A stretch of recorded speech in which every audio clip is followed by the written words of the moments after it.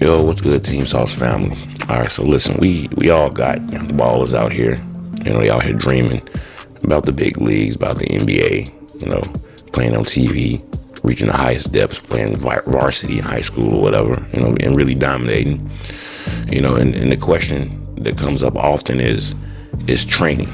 When I'm training clients, a lot of question that comes up is, AAU. It always pops up. People always want to know, is AAU really the only path to greatness? So in this video, what we're going to do, we're going to talk about it a little bit. All right, so man, there's no doubt that AAU can be intense. I remember my days back in the day playing AAU. You playing multiple games a day. You're out of town for the first time as a kid. So it's basically a summer camp for athletes. You're playing against some of the best competition in the world. I saw some of the best guys that I've ever seen, outside of the Chicago depths during that time. That'd be Michael Beasley and Eric Gordon, and the list goes on. I saw a lot of those guys out of town that I wouldn't have seen, unless they came here. But then they be playing AAU too, so that's part of the game. But the high level of competition, it tends to bring scouts into the stands. You hear about fifth graders and sixth graders getting scholarships. A lot of times high schools recruit their kids they're going to have on their teams through the AAU programs. So it's a chance to shine. But, the question is that the only way to build a baller? See, this is about training in AAU and all youth sports. It's really about building that solid rock foundation. I don't know if you guys remember, but Dale Curry. Dale Curry is a legend. Dale Curry played with, mostly, I remember, with Charlotte. I think he might have had some other NBA stints, but he played in the Raptors. But he's a legend. He's a sharpshooter, raining threes back in the day. Knockdown. You didn't want to catch him on the perimeter, he was going in. But his sons, he had two sons, Stephen, the world-renowned Stephen Curry from the Warriors, and his little brother Seth, who isn't as world-renowned, isn't as talented as Steph, but Steph, holds his own. He's in the NBA as well. But, both of them, they balling in the NBA, and they draining shots. I think Steph's a little bit better than Dale. Steph's a little less than Dale, but, they both draining shots in the NBA like their pops. That was the plan. But here's the thing that many people might not know, and people might not understand, and it's very important to understand, is that Dale Curry, their father pulled them out of AAU as a young boys. He pulled them out strictly to focus on skill development. Now, why is this? Well, I got a video here. Let's listen to it. I took my boys, they played AAU early in their career. They started at 9. I took them out when they were about 13 or 14. But AAU, I thought for my kids, wasn't the right avenue. They weren't the biggest, they weren't the strongest, they weren't the most athletic. We decided to go with the more skill set and personal training. And then they got back into AAU between the junior and senior years to finish up. Okay, so why did Dale Curry really pull Steph and Seth out of AAU? Let's really get down to the nitty gritty of it. That was a very short clip. We get the understanding of it, but let's really talk about it. Number one, it's a solid foundation first. Him being a pro basketball player, him playing basketball his whole life, I'm sure he understands exactly what it takes to be a good basketball player. He understood that early. He understood that AAU can be a pressure cooker, focusing on winning sometimes, at the expense of proper skill development. A lot of times, if you're trying to win a game, you go with the kids who are already developed. And what does that do? That doesn't give the kids who aren't as developed the experience. They just sit on the bench. So they're never used to being in those pressure situations. Meanwhile, those kids who are used to being in those pressure situations only get more of that. And then the skill gap, the experience gap, the talent gap only widens. And I think Dale Curry, he understood that, especially with, like he said, with Steph and Seth being late bloomers, them being younger kids. A lot of times those more aggressive, more physically mature kids do get most of the playing time. But Dale wanted Steph and Seth to go back to the basics, master the fundamentals, master dribbling, master their shooting form, master their footwork. And he understood that this is the bedrock. All right, this is the platform. This is where you jump off for any great player. We see that paid off. Number 2, personalized attention. A lot of young guys, young ballers, they need guidance. They really need guidance, fam. Basketball guidance, life guidance, you name it. But skill development, it really allows for one-on-one coaching. The personal skill development, whether it be small group or whether it be individualized, it allows for that correction. It's kind of like I always recommend it, or always kind of like compared to tutoring. When you're in a class full of 30 people, you can't. You can, but it's socially awkward, right, to raise your hand 30 times. We always say, ask questions, right? But in that situation where you have that many people, you gotta spread that attention. But when you got a one-on-one tutor, you're there. You answer a million questions, ask a million questions, get a million answers, and then you keep building from there.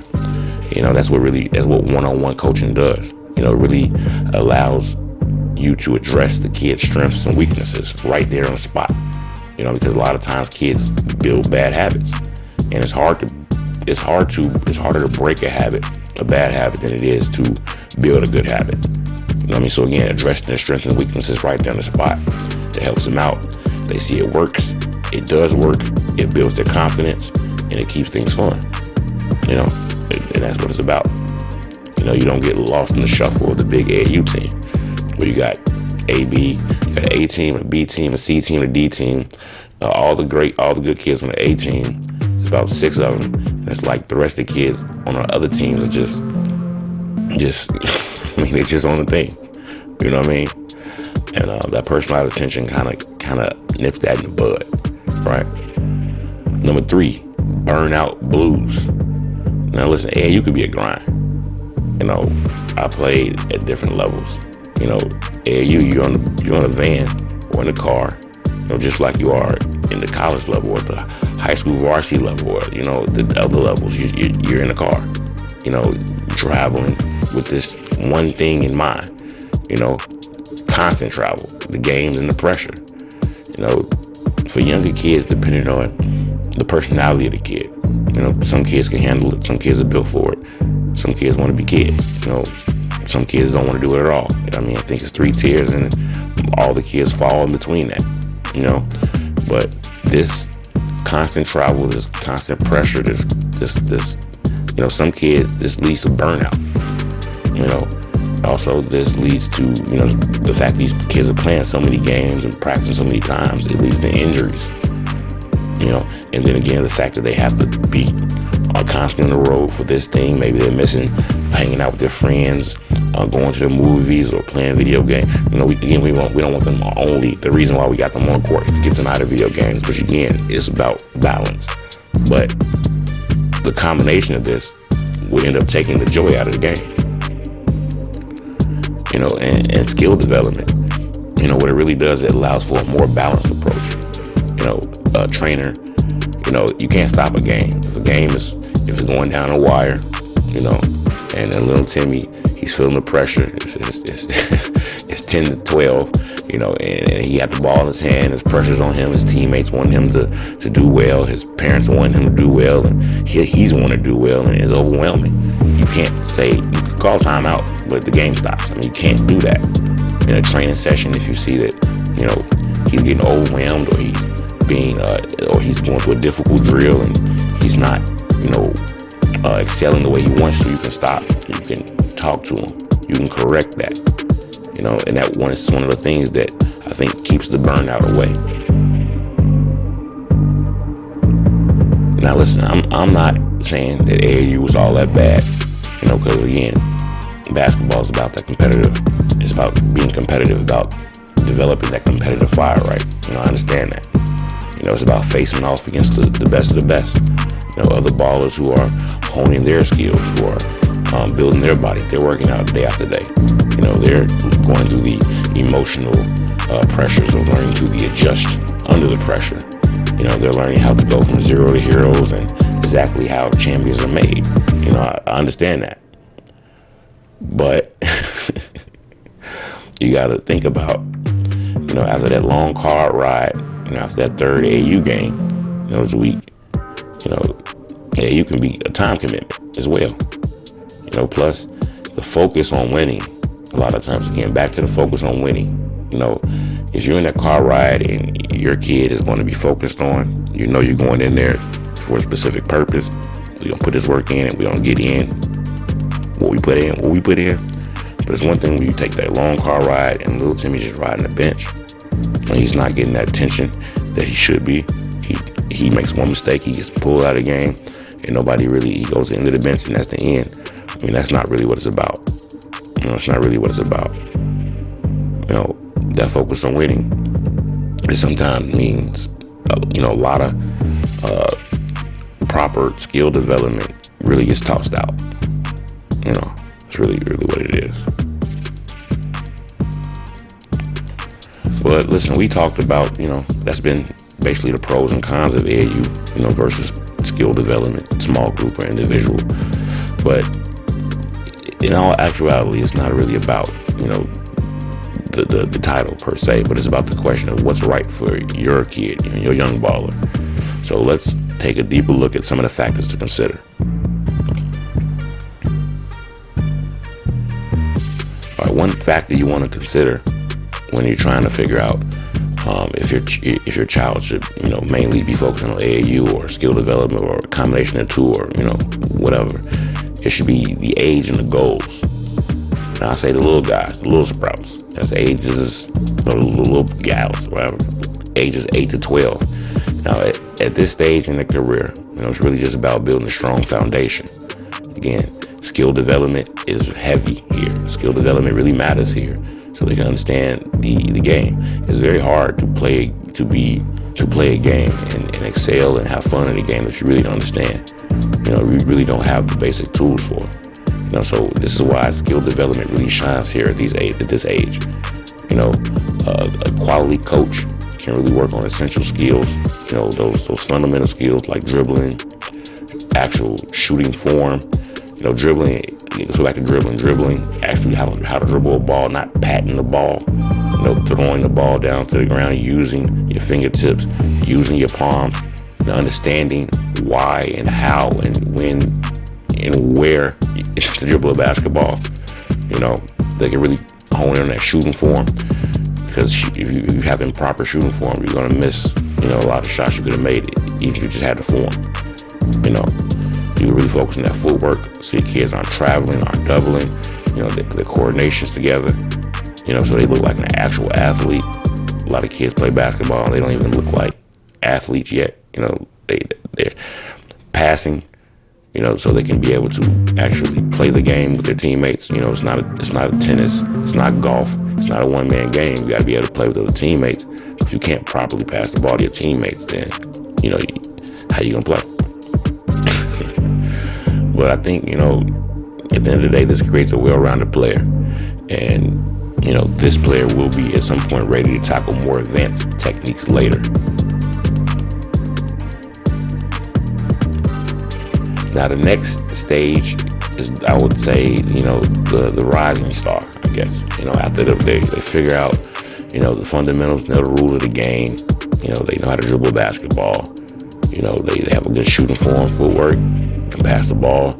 Now things are starting to get interesting. Now they want to say, now at this point, you want to rise to the occasion. You want to rise above the rest of your peers.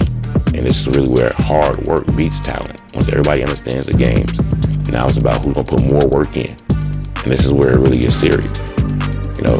Their skills are developed, and now they might think about, hey, I want to be real. I want to be known for this. I want to be known in high school. I want to potentially go to college or potentially go to the pros. They might really start to dream. And you could be a good fit at this point. If they crave competition, they really want to showcase their talents to scouts, that's great, especially if they have the fundamentals again. But even between the ages of 13 and 16, you do not want to neglect that skill development. It's very important. It's very important to get your reps in. At no point in your life, again, can you go back and just say no from even if you watch a lot of the pros, even before they start the game, they all got pre-game routines where they all are dribbling balls, doing fundamental things, just getting back to the basics. And then when they they go back to the game and they want to put on a show because, again, everybody did pay their money, part of it is entertainment. Now they can do what they've been doing, right? But it's always about the basics, always. You never want to neglect skill development. So again, if your player is ready for that big stage, you want to still balance AAU with skill training, just to ensure that they keep refining, the fundamentals. And then the next stage, all right, is high school ballers. I'm saying ages 17, 18. Now, this is where the pressure's on, all right? If you make it this far, because again, at every level you see, starting from the bitty ball, and, the kiddie ball, and all the summer camps, the talent starts to fall off. Less and less kids are playing. People find other hobbies. People get girlfriends, right? People start playing other sports. People just don't grow. People don't get strong enough. People aren't skilled enough. People fall off. So at this point, the pressure's on. And these players, who are the serious ones, they're laser focused on college scholarships. I mean, if you want to go play college basketball, if you're 17, 18 years old and you made it this far. And this is why I would say AAU is crucial for exposure, But at this point, you really want to be mindful of burnout. You really want to understand who's you're really going to see. But I'm here to tell you, but you're going to see, but you want to be mindful whose decision it was, because this is when burnout happens. If you've been pushing your kid and it really wasn't their decision, now they're at the point where they can make a decision, and all the hard work will go out the door if they choose not to play. That's why it's important to monitor the burnout. But if they want to play, it was always their decision, then they might want to start more skill training, more so they can learn more advanced skills, more advanced techniques, increase their basketball IQ. That's what happens with a skill trainer.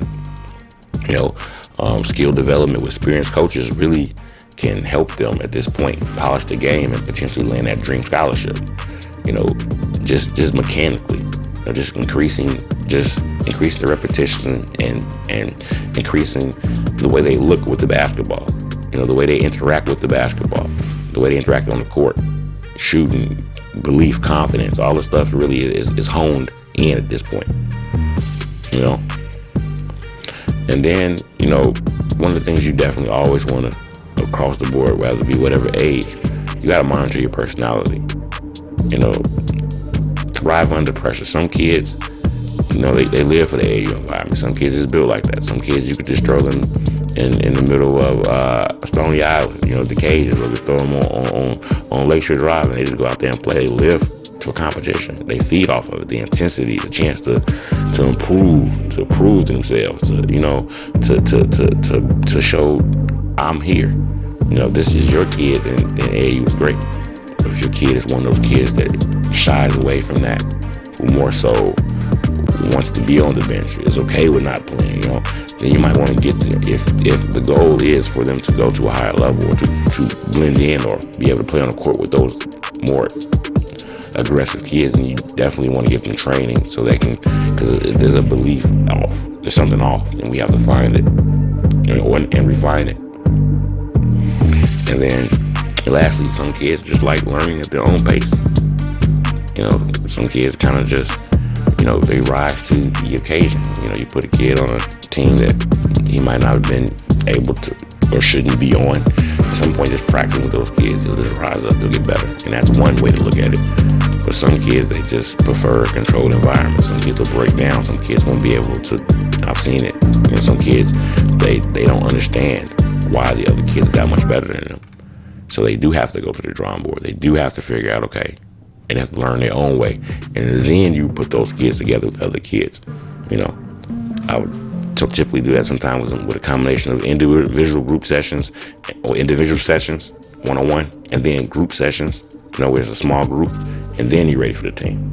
Or combined combination of that. Because again, these are things that a lot of people used to do in my generation when we were kids. We would go outside and play. So a lot of trainers, what I see is we try to simulate that, sample that, because it just doesn't exist anymore with video games and especially in cities like Chicago with, with all the stuff we have going on. So that's the way it is. But there you have it, Chi-Town, Team Salt's fam, anybody listening out there also as well. AAU is skill development. I mean, it really is not a one-size-fits-all answer. You have to consider some things, like I talked about. You have to consider, your child, your young baller's age. You have to consider you all's particular goals. You have to analyze and take into consideration their particular personality, and definitely your family's resources, right? Because all this stuff is expensive, builds up, but it's worth it. At the end of the day, it depends on what the goal is, right? You want to find the perfect path, and again, you also want to make sure you foster a love for the game. You don't want burnout. You want them to, because again, you want all this stuff, even if they become the best basketball player who ever lived, right? You want everything that they learn in building themselves to translate into life, right? All right, so that's it for me, man. If you want more balling tips and tricks, don't forget to smash that like button and subscribe to the channel. I got some drills, workouts. I'll be doing some interviews with ballers just like you and parents just like you, just to help your young baller reach their full potential. All right, so till next time, Team Sauce Athletics, we got your back, and that crossover as well. I'm out.